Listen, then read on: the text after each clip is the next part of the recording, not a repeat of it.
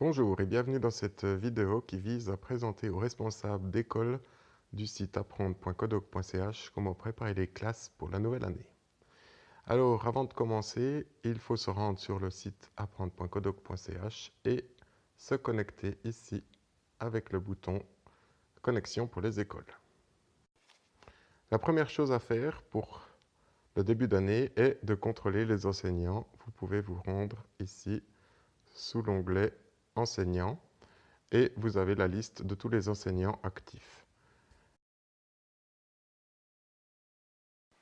Une fois la liste des enseignants contrôlée, on peut se rendre sous l'onglet Élèves et nous allons supprimer les élèves de troisième année. Vous pouvez sélectionner soit en cliquant sur le bouton du haut, puis supprimer pour supprimer tous les élèves, mais attention aux redoublants. Ces redoublants doivent être transférés dans une classe de deuxième année. Cette opération est à répéter pour chaque enseignant. Chaque enseignant possède des classes de troisième année normalement et ces classes doivent être vidées préalablement à leur suppression. Il faut encore signaler que les élèves qui sont supprimés ne sont pas effacés du site. Ils sont simplement passés dans la catégorie élèves inactivés. Il est possible de les récupérer si par exemple un élève reprend une formation après coup.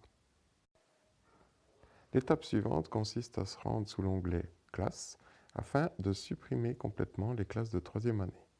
Normalement, votre structure est ainsi que vous avez pour chaque enseignant, ici, les classes qui se répètent. Le système n'étant pas fait pour gérer plusieurs enseignants par classe, on a dû faire une classe de troisième par enseignant. Dans les grandes infrastructures, vous avez peut-être plusieurs classes de troisième année à supprimer par enseignant. Comme vous avez vidé vos classes, normalement, les classes de troisième année doivent avoir ici un nombre d'élèves égal à 0. Vous pouvez alors les sélectionner afin de les supprimer. Une fois les classes de troisième année supprimées, nous avons besoin de renommer les classes de première et de deuxième qui doivent être incrémentées. Donc normalement, j'ai mis la référence du prof, soit au début, soit à la fin, et l'année ainsi que la volée. Alors c'est donc le nombre de l'année qui doit être changé. Renommer simplement le 2 en 1 en 3 et le 1 en 2. Ainsi, vos numéros de classe, vos noms de classe sont maintenant corrects, mais il nous manque toujours les premières. Nous allons donc pouvoir créer les nouvelles classes avec le bouton ici, nouveau, qui rajoute une ligne. Attention à la nomenclature des classes. Respecter la nomenclature existante, c'est plus pratique, surtout pour l'année prochaine. Une fois les classes créées, il va falloir maintenant télécharger le fichier d'importation. Pour ce faire, vous pouvez venir sur le bouton ici, exporter fichier Excel, qui va vous permettre de télécharger sur votre ordinateur le fichier de base. Ce fichier de base, une fois ouvert, ressemble à ceci. Peut-être qu'il y a des noms dedans, vous pouvez tout effacer. Et nous avons besoin de toute la partie en jaune.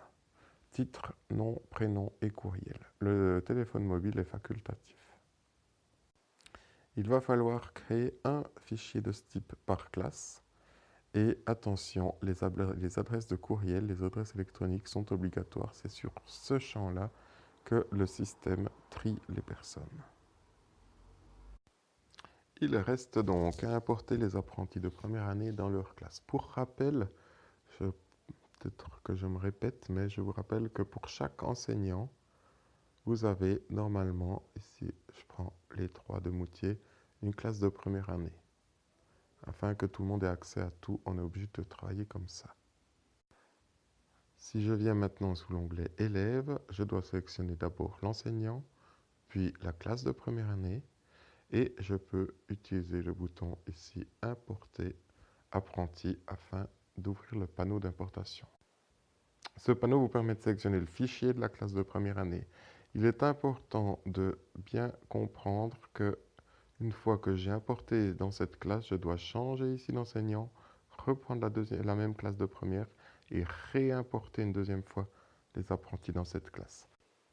À ce moment-là, comme le système va remarquer qu'il y a 2 fois les mêmes adresses email, il va demander si c'est normal que cet apprenti soit dans 2 classes. Il suffit de lui dire oui. Et ainsi de suite jusqu'à ce qu'on ait fait tous les enseignants et toutes les classes de première année. Une fois que vous avez terminé, en revenant sous l'onglet Classe, vous devez trouver ici la même structure pour chaque enseignant avec le même nombre d'élèves. Il est encore important de dire que les élèves, une fois qu'ils sont importés, n'ont pas reçu leur mot de passe. Ça, c'est à l'enseignant de le faire avant la première connexion ou au responsable d'école en accord avec l'enseignant. Ceci afin qu'ils ne reçoivent pas un mot de passe sans savoir de quoi il en retourne, à quoi ça sert. Voilà, j'espère que j'ai fait le tour des questions. S'il y a un souci, je suis toujours atteignable par email principalement. Merci beaucoup.